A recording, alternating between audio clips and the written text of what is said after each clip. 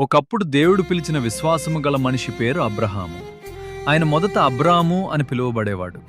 దేవుడు ఆయనను ప్రేమించి ఇలా చెప్పాడు: నీ దేశమును, నీ బంధువులను విడిచి నేను చూపించే దేశానికి వెళ్ళు. నేను నిన్ను గొప్ప జనముగా చేస్తాను.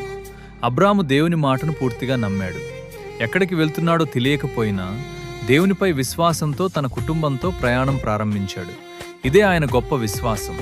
కొంతకాలం తర్వాత దేవుడు మరో వాగ్దానం చేశాడు: ఆకాశంలోని నక్షత్రముల వలె మీ సంతానమును విస్తరింపచేస్తాను అని.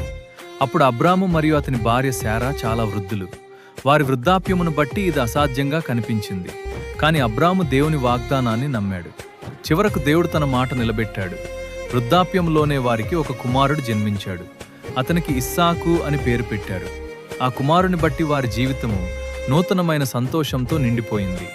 ఒకరోజు దేవుడు అబ్రహాము విశ్వాసాన్ని పరీక్షించాడు. ఎలా అంటే, తనకిష్టమైన కుమారుడైన ఇస్సాకును బలిగా అర్పించమని చెప్పాడు.